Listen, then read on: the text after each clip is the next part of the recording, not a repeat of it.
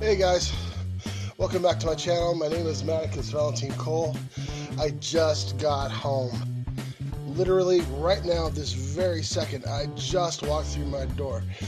And I want to apologize for how long it's taking me to get this video done. Long story short, while I change out of my pants, is I did the video 2 days ago, or I thought I did. And once I got to the editing process, I realized for whatever reason, the video maker app that was on my phone cut off the last 15 minutes. It never happened. Long story less long, I was so dejected, frustrated, and let's just call it pissed off, that I went quickly from WTF straight to fuck it to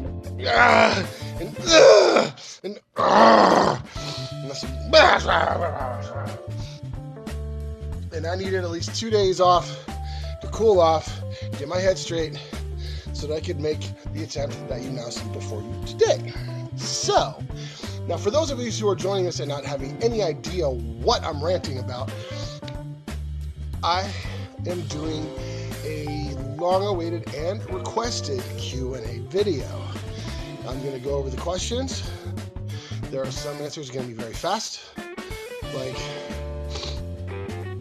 true or false, Matt, the sky is blue. True-ish, it's kind of azure when it's not smoggy. And then done, moving on. And other times, I'm going to sit back and go, it's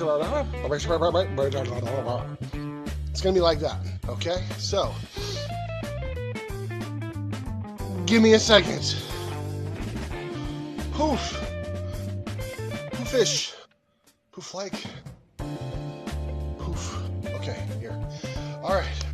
I got the questions. And I want to thank everybody who participated and gave me questions. I was really surprised by how many people wanted to participate and pick my brain for something other than empty space. Yay. And I'm going to get through this, but I'm not going to get through this because I want to think about it, because you guys took the time to give me questions, so I want to take the time to answer them appropriately in respect to you. Okay, let's get to it. Okay, the first question comes from one of my IG followers and subscribers who posted what goes by the moniker, a debt paid in ink. Okay, hope the debt is paid. And they asked, which format of expression do you find more satisfying and why?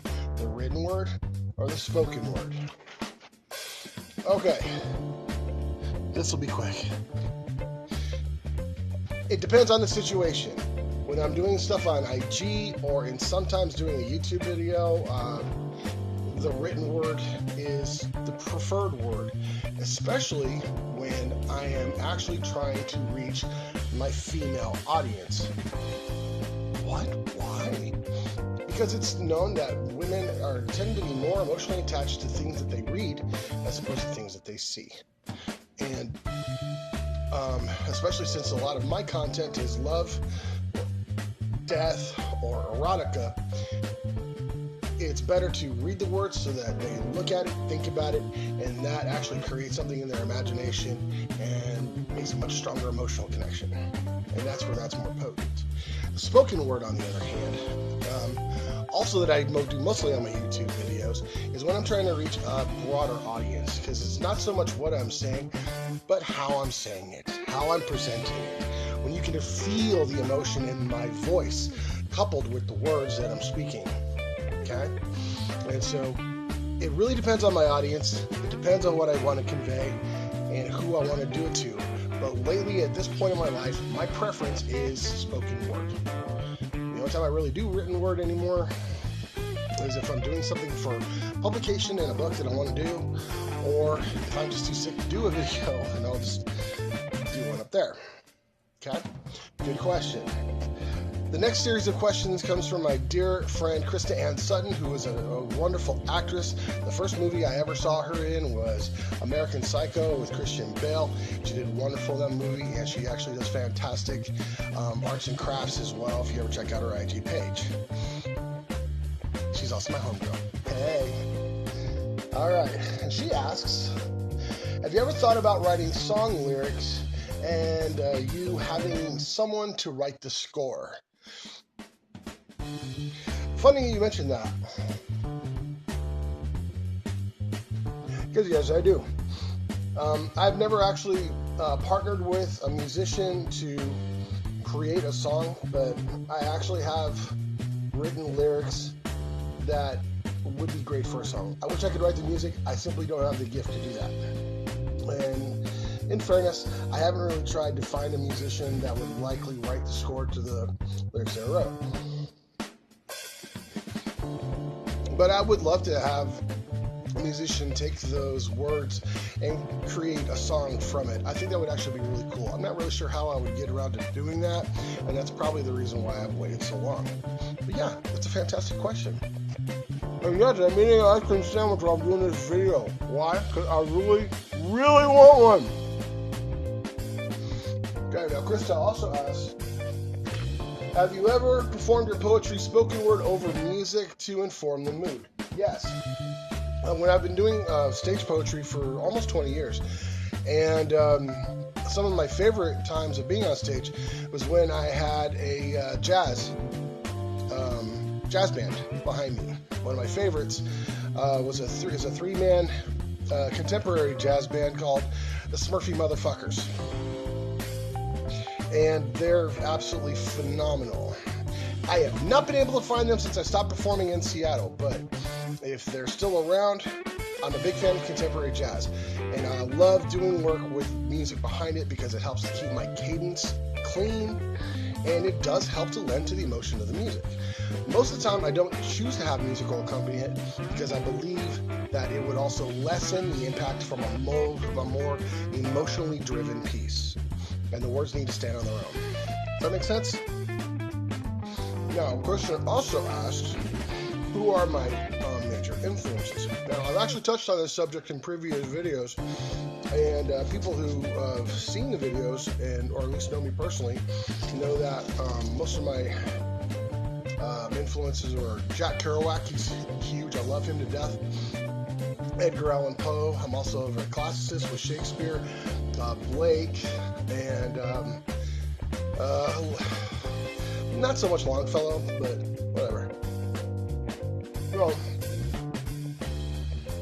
one thing I have not shared too often, in fact, hardly at all, is that probably the number one influence that I've had in my life was John Newbery.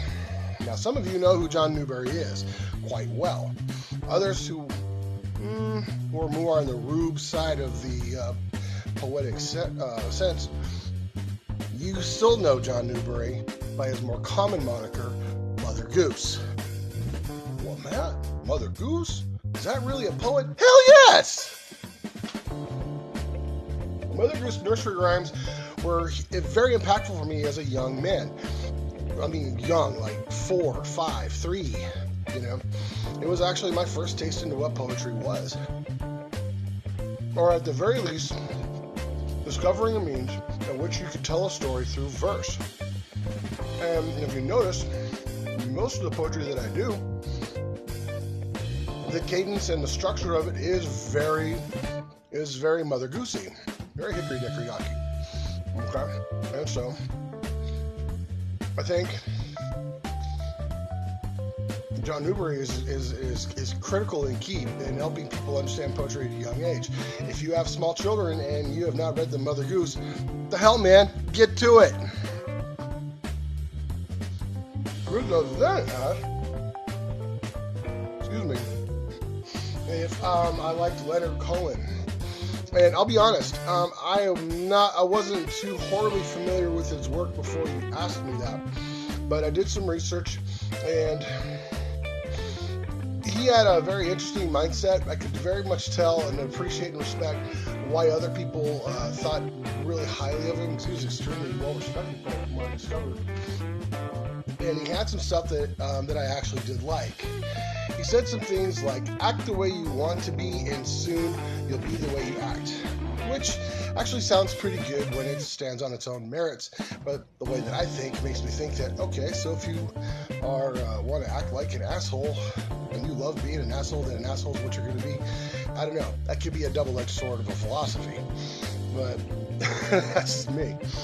All right. But the other thing he said, which I really liked, was, in dreams, the truth is learned that all good works are done in the absence of a caress, which I think is actually a very... I'm having an ice cream headache, so while I'm thinking. I think it's also a very jaundiced philosophy when it comes to, because he's basically saying that most of the good deeds that we ever do, we do so because we don't first feel love. Personally, I think that when we do good deeds, we do so first because we have a love of others that is greater than the love that we have for ourselves. But when I look at Leonard Cohen, and I actually did a lot of research into his life and his history, at least as much as I could into an afternoon, and concerning where he grew up and where he was from and his influences, it's very easy to see where his mindset for his poetry came from, which is very much the 60s and the anti-establishment era. Okay, but I thought he was extremely insightful, and he had a very brilliant introspective mind, and that I really appreciate. I would actually do respect him as an artist. Good question. The last thing Chris wanted to ask, and this one I had to put some thought into. She says, in this post-Weinstein era, speak about the challenges of writing such intimate and evocative work. Okay, so we're going to break this down while I'm eating this wonderful plate of pasta and Italian meatballs. Okay, as far as the challenges that come in the post-Weinstein area, from the connoisseur's point of view, it's a lot more considered and a lot more scrutinized, especially when they're trying to weigh the intent of the person who wrote it. However, from the artist's perspective, in my opinion, there is no challenge. There can't be a challenge. And I am absolutely serious about this. If you find that your work is being influenced by the irrational zealousness of either the extreme left or the extreme right, then you should not be writing or painting or sculpting or doing anything, because your work is no longer coming from a true place. The truth, honesty, is the most important ingredient in creating art. And if you are not allowing yourself to express yourself in the deepest, profound ways, in the recesses of the soul where all your poetry and art lies, then you are not creating art. You're creating a product. You're creating a product, a sham, a shell. You are giving people the orange peel to digest and leaving the fruit uneaten. Okay? So, when it comes to writing things like erotica and more lasciviousness pieces, the only challenge is wading through all the people who want to pass judgment on you for expressing yourself, which, to me, is hypocritical of an entire movement that is geared towards celebrating people who want to express themselves and feel safe to express themselves. People on this channel, and the whole point behind the Cole community, is to have a platform where there is no safe ground. We can talk about anything you want, and there is no judgment. You can like this, you can dislike it, you can love it, you can hate it. It doesn't matter, because this is a place for people to express themselves, period. And sadly, that things like this channel are slowly becoming a rarity, when in fact, it's what the Constitution was based on, freedom. And that's what we do. So, in short, the only challenge is wading through the mind-numbing and endless seas of crap from people who want to pass judgment on a creator creating. And since I have zero fear of people who do that, I find no challenge. As I said it before, and I will say it now, you first cannot call it art if you also can't first call it honest. Simple as that. Krista, that was a fantastic question. I'm loving it like I'm loving this Italian meatball. Now, speaking of things naughty, our next question comes from someone who wishes to remain anonymous. This is and so be it. But she asks, and this is in reference to what is commonly known as daddy kink, which, okay. Basically, the question is, daddy kink, is it gross or super weird to call your lover daddy, etc.? And please, for those of you who are totally grossed out by me chewing my food, I'm starving, and I want to get this video done, and I want to eat, and... Okay, now...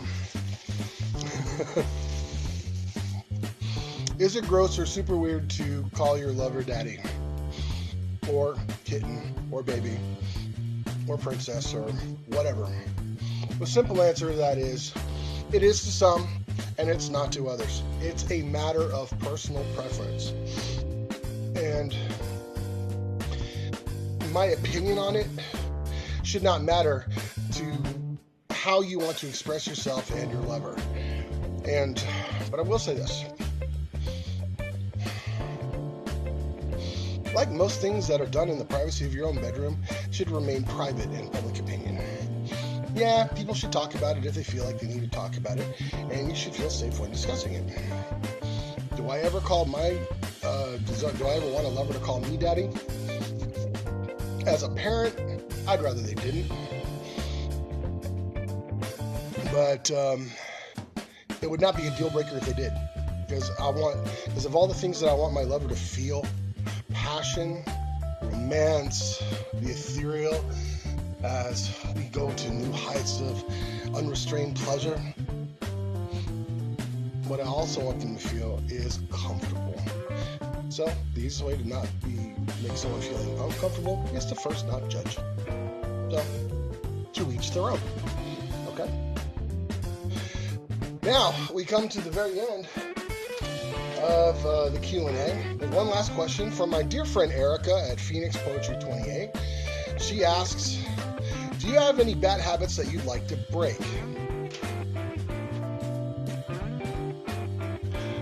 I'm sure I can think of one or two.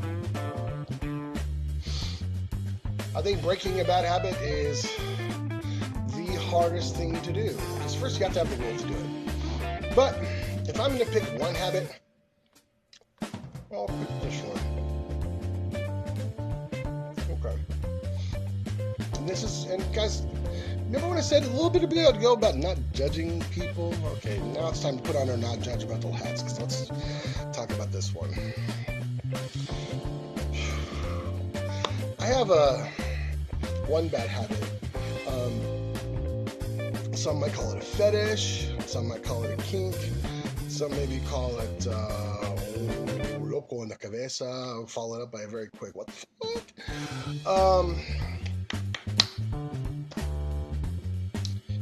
Easter. No, Easter is not the habit I'm trying to break. Love Easter. It's great. Everyone has fun, getting the hunting Easter eggs and celebrating the resurrection of Jesus Christ and whoever. Easter is different things to different people. And, watching the kids getting their Easter baskets and pulling out their toys and their jelly beans and their peeps and all that stuff. One thing I like to do is deal with a malignant and evil presence typically found in an Easter basket. What? Seriously, man? What kind of Easter do you have at your house?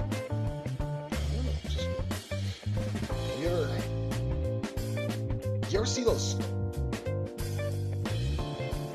chocolate bunnies? You know what I'm talking about? The ones with the really big ears and the giant eyes and the bow tie and no clothes. It's a naked chocolate bunny, and yet it has enough presents to wear a bow tie but no pants. What a sick little freaking bunny. You ever notice how that bunny just kind of looks at you with its little bunny eyes? And like it knows you. It thinks it knows you. Pompous little shit. Just looking at you like, yeah, I'm a chocolate bunny. I'm in this basket. Are you in the basket? Guess what? I'm happier than you, asshole. I'd be like, why? Seriously, I bought you. You're a fucking bunny. You're an idiot. And it's looking at me like, yeah, whatever, man. Can I really say that? I really shouldn't say that. It's a chocolate bunny. It can't talk, but it does. And it talks. And it taunts and it sneers. And I'm looking at the bunny and it's looking at me. And I'm looking at the bunny and it's looking at me. And I'm looking at the bunny and it's looking at me until it looks at me. And little shit. And I tear into that thing and chew its eyes out. And shove it. And then it's done. And it's done. And it's done. And it's done. And it's done. And then that little smug, snarky little fucking bunny is stuck in the Easter basket without its face, its eyes gone. And it ain't looking at me no more. It ain't taunting me no more. The little shit. It ain't taunting me with nothing. No. And I take its little bunny corpse, throw it in the trash, and enjoy my Easter. And I've been doing that every Easter since I was 14 years old. And since I'm 44 now, that's 30 dead chocolate bunnies.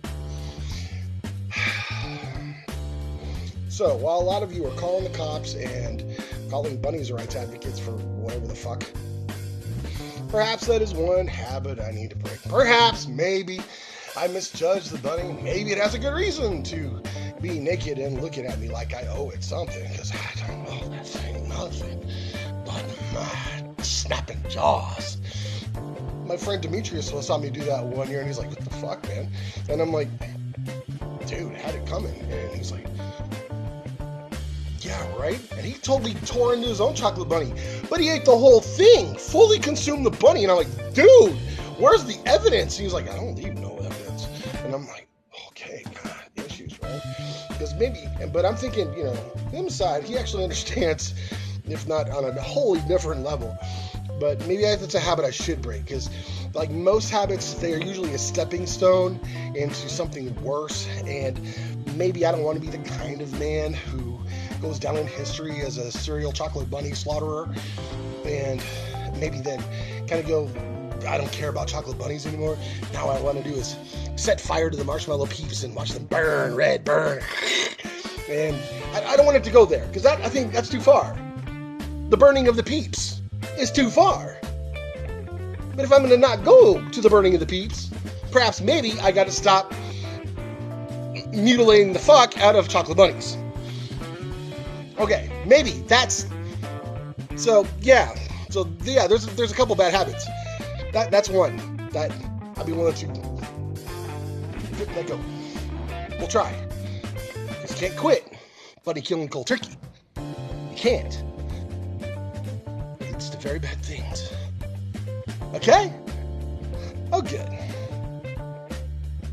I want to take this opportunity and reassure my viewers that I have not completely lost my mind, and I'm sorry that this went to a weird place.